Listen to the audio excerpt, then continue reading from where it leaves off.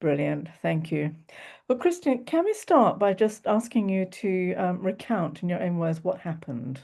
Of course, yes. Well, as part of the process for any filming that I do, and I've been doing the videography work and post-production for the last 16 years now. So as part of that process, I will always look at the route or the venues or sites that we plan to visit and apply for the necessary permissions wherever that is required. And with this particular project that I'd had arranged with a group from the US, in fact, over a year ago now, I realized that one of those sites along the St. Cuthbert's Way would be St. Cuthbert's Cave in Northumberland. And on checking who was the management company responsible for that, I realized it was the National Trust. So I followed up with an email to their filming executive to inquire about that. I gave an outline of what I hoped to achieve, what the film was about, and their immediate response was that they don't host filming of a religious or political nature, which I knew wasn't entirely true because I'd worked at one of their sites previously, 10 years previously, albeit that can change, of course, their policy could change over that time. So I followed up with a telephone call to the lady. Her name was Sarah Payne, the executive at their filming and locations executive, and explained a little more about what I was planning to do with the filming, and that it's not just primarily about religious convictions or religious story, but that this film would also have cultural and historical value and would be accessible not only to people of faith, but to the others who are just curious about history and culture. And of course, the route, the St. Cuthbert's Way, is a formally accepted and demarked route by Northumberland County Council. So it's obviously valued by them as part of the history and culture of the area. So I had a conversation with her, and she asked for more information about what we plan to do with the film, where it would be distributed, and so on. Um, Following which, I spoke to the sponsor of the film to get some clarification directly from him as to what he intended, what was the storyline and the general thrust of the film, and I forwarded on the necessary information to her, to Sarah Payne. And after a little back and forth there via email, she responded with a decision saying that they will stick with their initial decision not to allow the filming because of the religious affiliation. So yeah, I was a bit stunned, to be honest, with that. Not least because they host a site which is only of real significance because of its relation to St. Cuthbert. So it's unavoidably of religious significance. Um, but furthermore, for myself professionally, it's almost like I've hit a brick wall just because of my religious background. So, I'm stunned there that I can't fulfill my role, my job, as best I can to tell that story. And that I think in short is essentially covering the story. Um, I did have a follow up. I spoke to a friend who has a legal background who suggested that perhaps they were in breach of the Equality Act 2010. Now I'm no lawyer, so I don't know, but I drafted a letter to that effect to raise that with the National Trust, and sent that across to them and asked them to reconsider their decision. But I had a response back from a more senior member of their team, his name Harvey Edgington.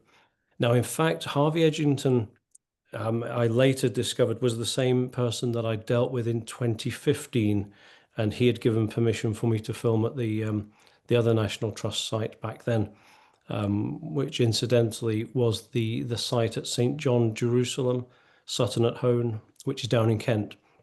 Mhm. And again, he just followed up on the same principle that they believe they have the right to refuse access to their site, and that they're not bound by legislation. Again, I'm no legal mind, so I don't know the accuracy of whether that is true. So yeah, essentially that is the story. Okay, thank you. Extremely interesting. Um, Christian, just to start, would you say primarily you are a Christian filmmaker?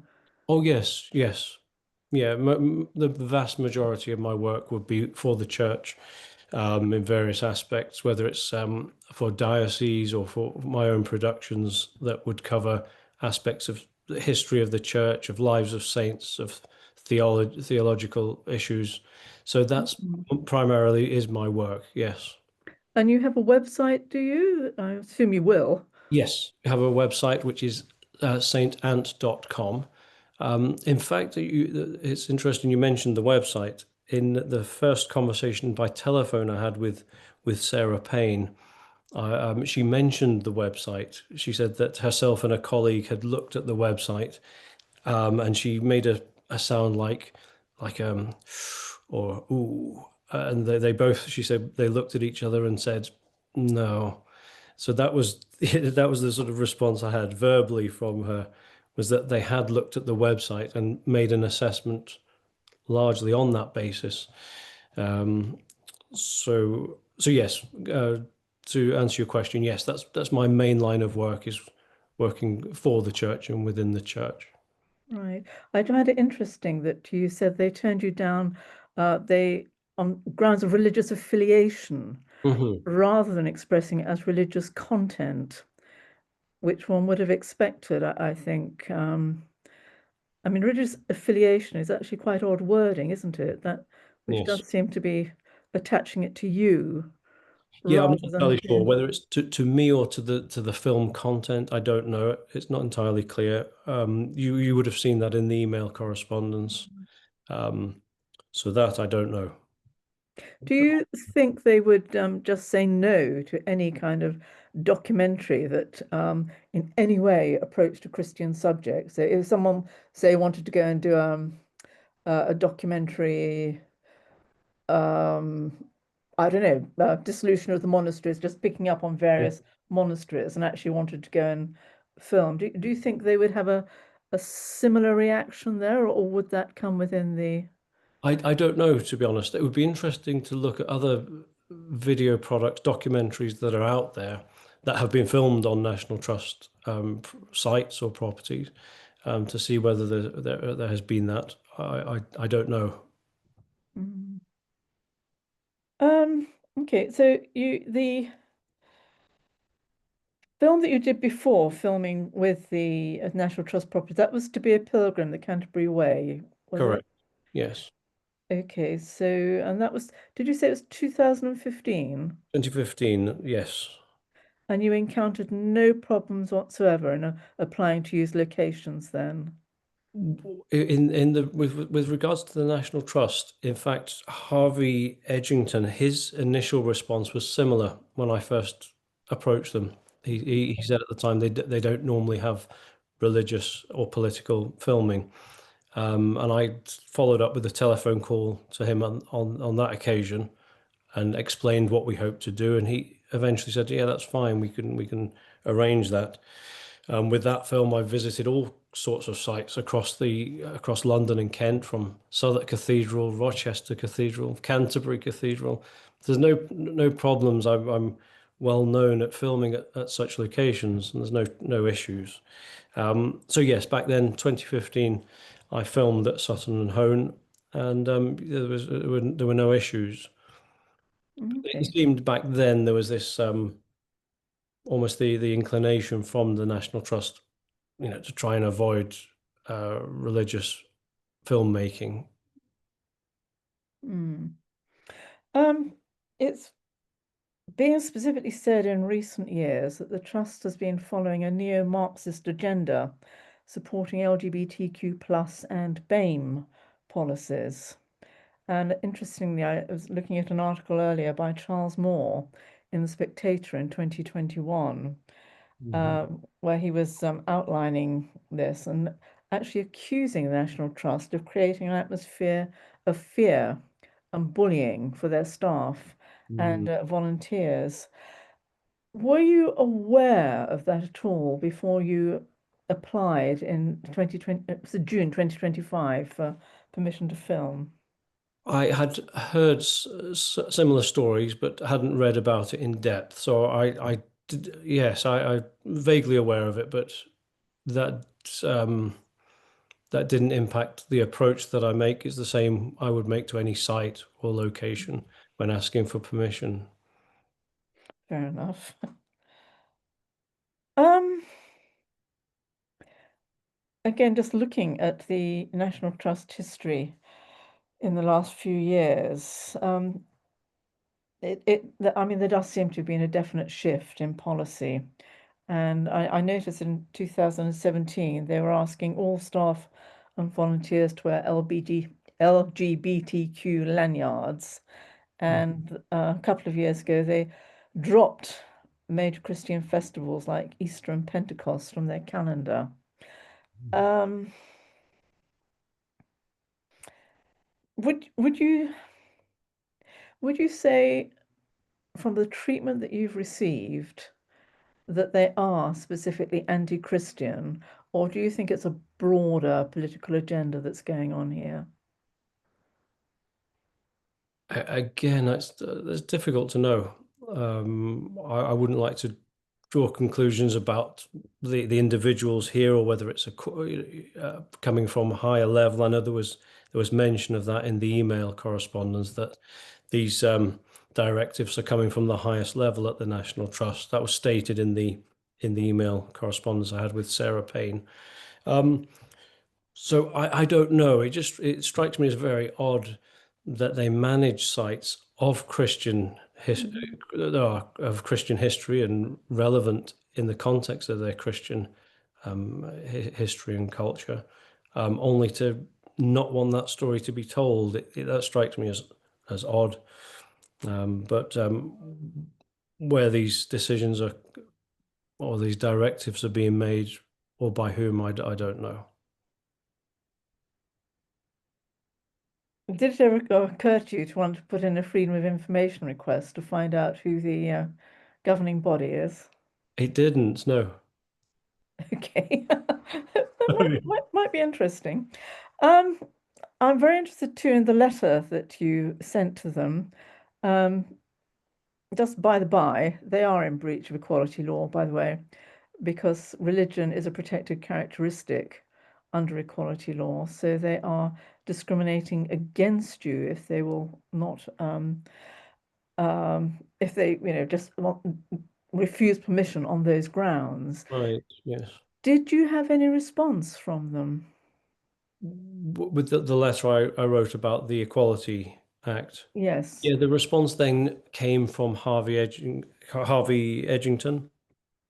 who I presume is more senior management level.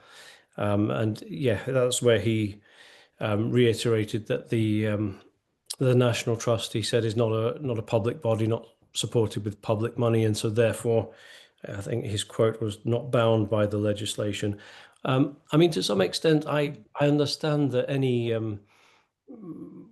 business or organization may want to have the right to accept or decline applications for filming. I get that. I didn't approach them with the expectation that I would just be automatically granted permission. I understand that people may or may not want us filming on their site. What I didn't expect is the rejection because of religious affiliation. So that's what Mhm. yeah, struck me as odd. Have you followed up on this at all? Because again, the just saying they have a right to refuse access, I think that needs unpacking a bit. Have you Yeah, followed up on I this? haven't. Because again, a friend of mine who had suggested that we could potentially take legal action. I considered that, but then the thought of legal costs and potentially losing that case would be just too much to for me to engage in. So at that point, I'd left it alone and not really given it much thought beyond that. Okay. That's all my questions for the moment. Simon, would you like to ask some questions of Christian? Yes, thank you very much. Hello, Kristen. Hello. Thank you for coming forward to give evidence to this inquiry. Could you tell me more, first of all, exactly about the film that you were hoping to make? Yeah.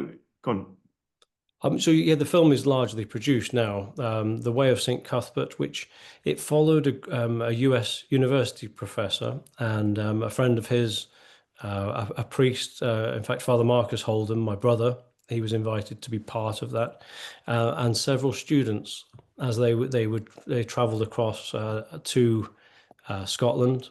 They began their journey at Melrose, near the medieval market town there, Melrose, in the old abbey, and began the 65-mile trek across the famous Way of St. Cuthbert, which eventually ends up in Lindisfarne Island. And in fact, we went to Durham Cathedral as the final day, the final stop off point on that journey. So yeah, it was a documentary following that journey. They're hiking up the hills and valleys, their experiences of that journey, and references to the life and the times of Saint Cuthbert and other era and of that part of the world. So what was the running time? Total running time is 30, is ended up at 32, 33 minutes. Right, okay. Still finishing. So it's like it's a bit like I suppose the BBC's pilgrimage series where you have a gang of friends, group of friends who are walking through the countryside from point to point, discussing the history, discussing the significance of these figures and Yes. and what it actually means to be a Christian today in view of the surroundings and the historical context and all that. Which the BBC, nobody's ever complained about the BBC's programs, have they? And that when they look at them, full of celebrities, and they're quite popular. So I mean, is there anything in the filming which could be possibly objectionable in any way?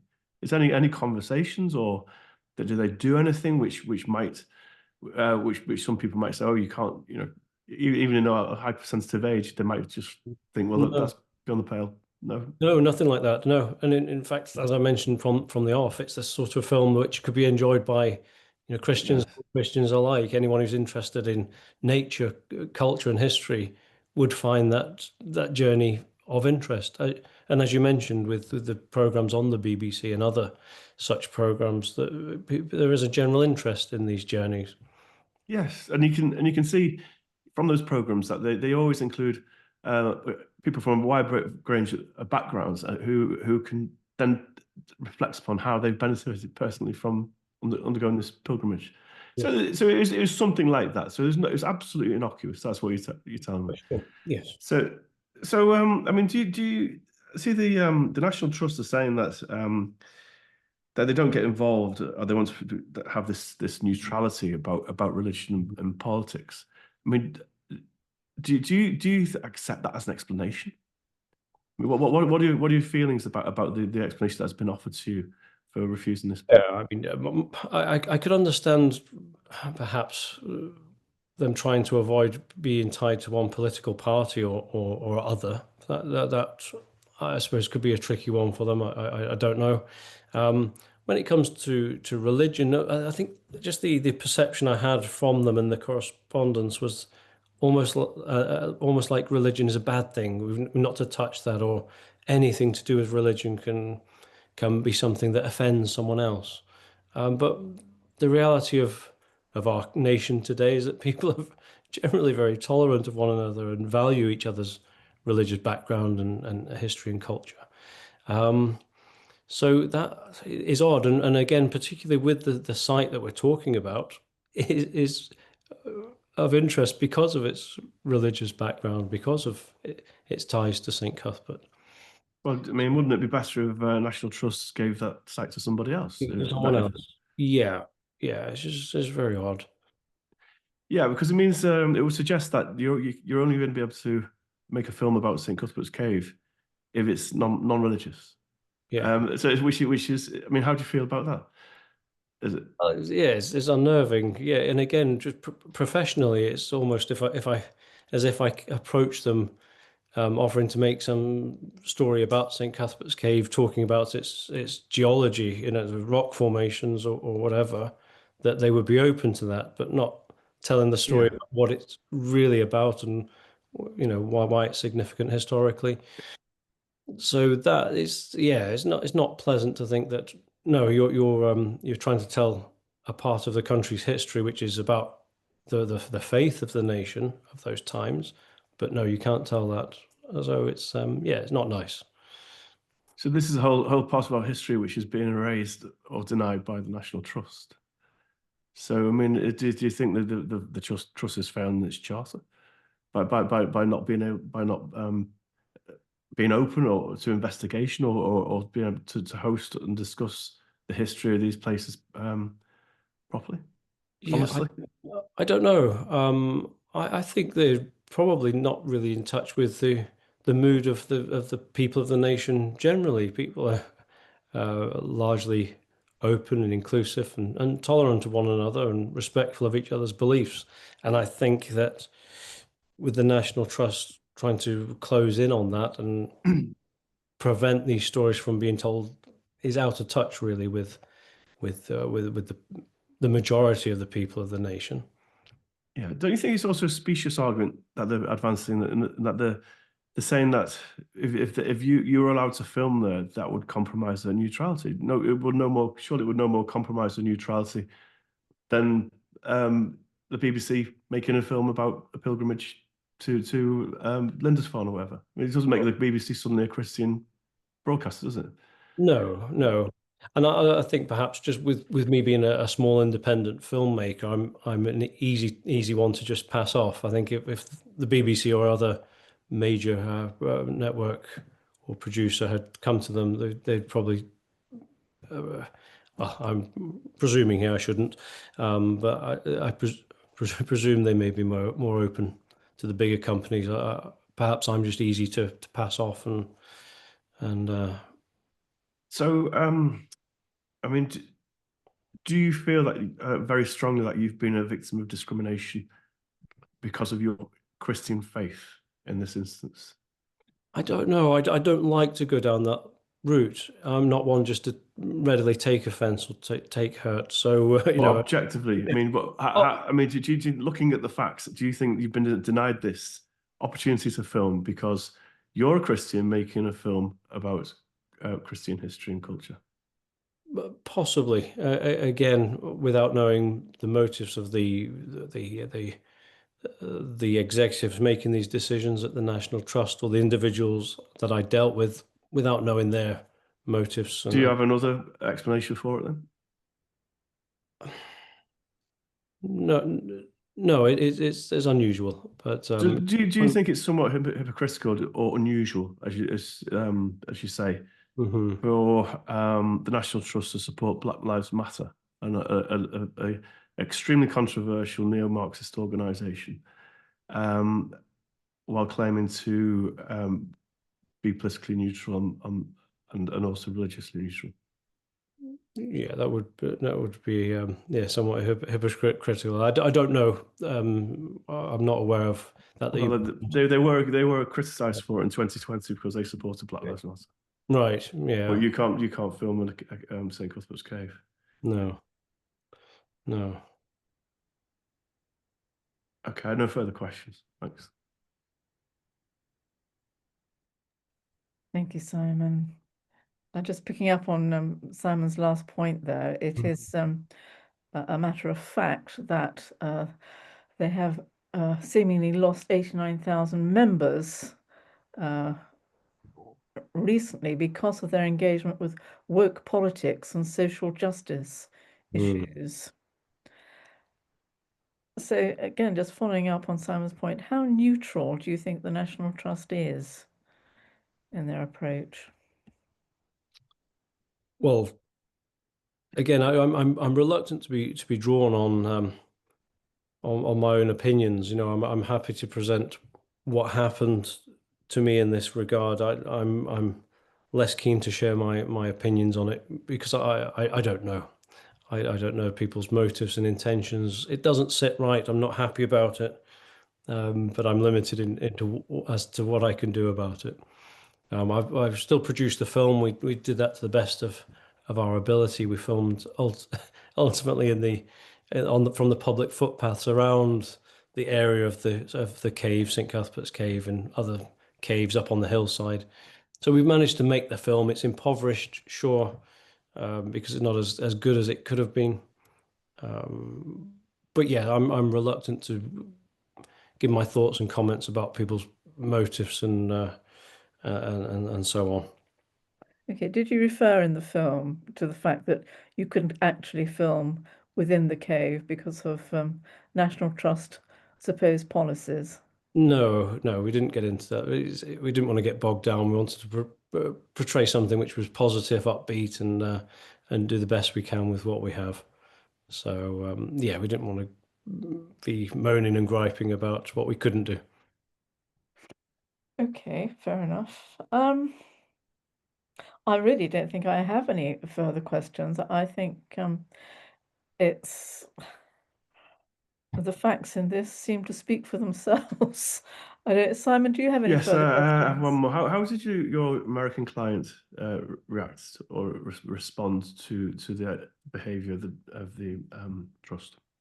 They were unhappy about it. They were somewhat in a disbelief that we would be refused to make a film about a Christian site, and refused because of its religious affiliation. That was to them beyond belief. In some ways, they said, "Should we just go in and film it anyway and do what we can?" I said, "No, no, we can't do that." But I presented the alternatives as best I could see. It was to film nearby, and we'll do the best we can from there. Mm. Well, thank you, Simon. Chris, I keep calling you Simon. I don't know why. Christian, we wish you well with the film. Thank you so I much. look forward to seeing it in due course. It should be out in the new year, probably February time, I think, January, February. Wonderful. Will this be, where can we watch it? We're not sure yet. I know the sponsors have been in negotiation with EWTN. They're hoping to have it released, broadcast on EWTN. So that might be the best option. Okay, so we look forward to it.